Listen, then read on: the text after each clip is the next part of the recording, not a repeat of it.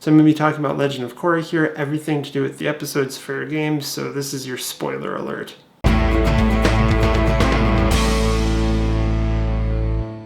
Hey there, so I'm a pretty big Avatar: The Last Airbender fan, and I've enjoyed the Legend of Korra series. I really enjoyed Season 3 a lot, so I thought I would do my review of Legend of Korra Book 4 as it's coming out in a vlog format. So without further ado, here we go.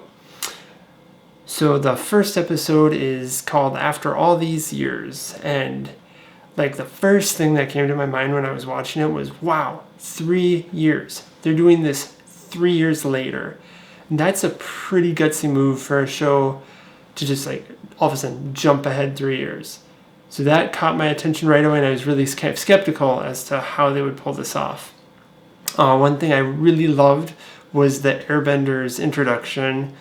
We have that kid, I don't remember his name, and then Bolin's girlfriend being introduced on their skybys and helping out this village in the Earth Kingdom. I thought that was a pretty epic introduction for the Airbenders, and I'm really interested in seeing like how the Air Nation has progressed in the last 3 years here. I love their new outfits, really sleek design, and allowing the whole like being able to fly with the glider parts on the suits. That was pretty cool.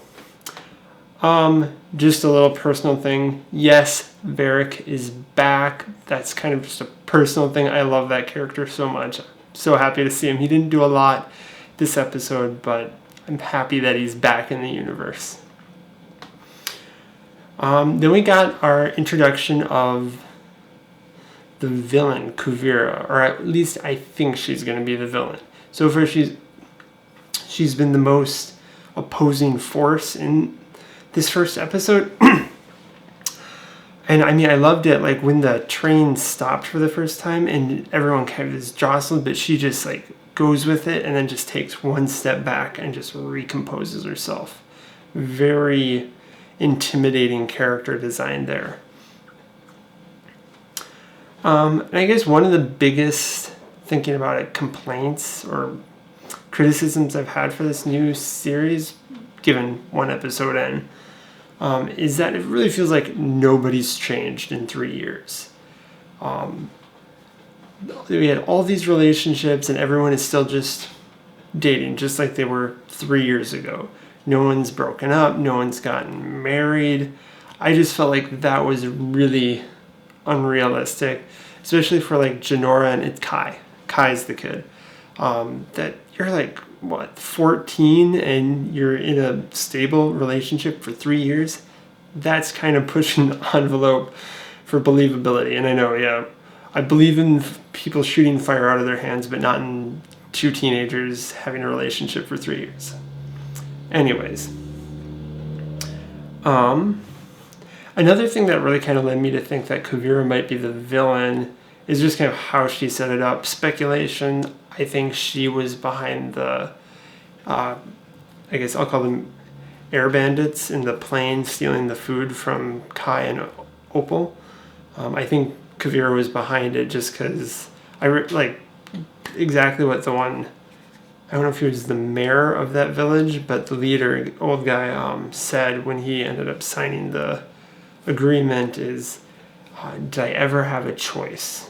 And I was like, yeah, this Kuvira girl might be like the mastermind behind everything. I loved it when Korra was supposed to be in the ship, and then her dad comes out and it's like, oh, she left 6 months ago, and everyone was like, what? That was pretty cool. Probably my second biggest criticism behind the whole relationship, no one's changed in 3 years, is that Jinora's introduction, she's just sitting at the table, it doesn't even focus on her, she doesn't say anything, and man, after the end of season 3, it really seemed like they were almost trying to transition to Jinora being like possibly the main character, and she has her tattoos, airbending tattoos now, It just really felt like they were trying to build her up. And then just to introduce her in book 4 3 years later, just sitting at a table, not saying anything, I thought that was a huge wasted opportunity for the creators. We'll see where it goes in the future. I mean, I am doing these reviews one episode at a time, so next week or something, I could be back here saying, well, I was wrong. They knew what they were doing. But from this perspective, I thought that was a huge wasted opportunity. But the one thing I loved more than anything in this episode was Korra's introduction. I haven't been the biggest Korra fan in The Legend of Korra. I've enjoyed a lot of the supporting cast quite a bit more. But oh my goodness, when Korra's introduced in that fighting ring, I was so happy. I was probably smiling ear to ear. It was so good. I love it that she's losing to just a regular earthbender. It really seems like she's lost her stuff, and the events that happen at the end of book 3 have a huge impact on her character. I love her haircut. I really love everything about where she is right now, because it seems like she's going to be a much more interesting character now than she's ever been. So I'm really excited to see where her character goes from this point on. Well, those are my quick thoughts for this first episode. We'll tune in next time with episode 2. Thanks.